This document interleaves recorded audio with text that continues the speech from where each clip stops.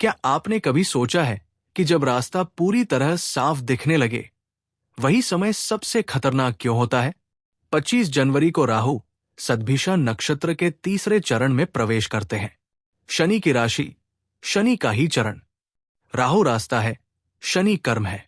तस्वीर साफ है, पर तस्वीर का दूसरा पहलू और भी गहरा है।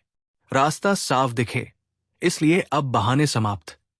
18 वर्ष बाद 18 महीने के लिए राहु तीसरे भाव में। पराशर ऋषि कहते हैं, गोचर का ये शुभ राहु है। ये पराक्रम का स्थान है, आत्मविश्वास का स्थान है, आपके हाथों का स्थान है। पर राहु जहां होता है, वहां धुआं भी होता है, डर भी होता है, भ्रम भी होता है। इसलिए जीत उसी की होगी जो डर के पार देखेगा। कुछ समय से मन में एक अनजाना भय चल रहा था।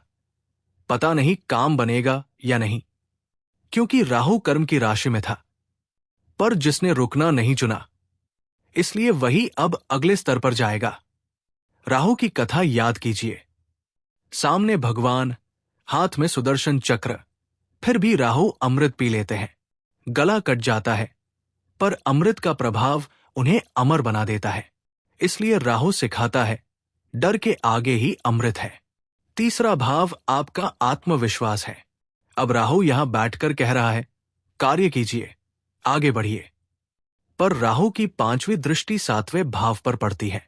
ये व्यापार और कर्म क्षेत्र है, इसलिए कार्य और व्यवसाय में उन्नति का समय प्रारंभ होता है। आप परिश्रम कर रहे थे, पर परिणाम नहीं दिख रहा था, इसलिए अब परिणाम प्रकट होंगे। पर राहु के साथ एक खतरा भी आता है, संगत का। सूर्य के साथ ग्रहण, चंद्र के साथ ग्रहण, मंगल के साथ अंगारक, गुरु के साथ चांडाल, शुक्र के साथ वासना, शनि के साथ शापित। इसलिए अब आपको लोगों को पहचानना होगा। राहु की 9वीं दृष्टि 11वें भाव पर है। ये लाभ का स्थान है, इच्छाओं का स्थान है, स्वप्नों का स्थान है।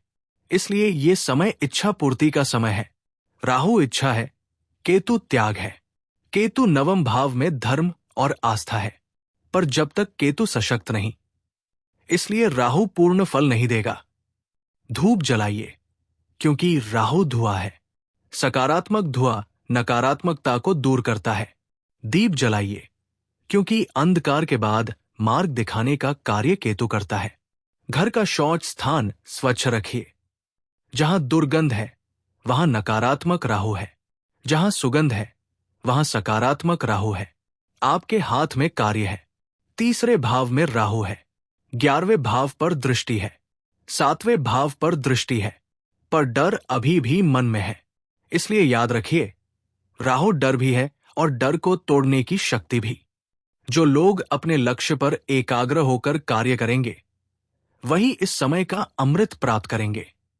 जो डर गए, वे यही रुक जाएंगे। अंत में एक सत्य समझ लीजिए, राहु आपको सफलता नहीं दे रहा, वो केवल धुआं हटा रहा है, ताकि आपको दिख सके कि सफलता हमेशा से आपके हाथों में ही थी।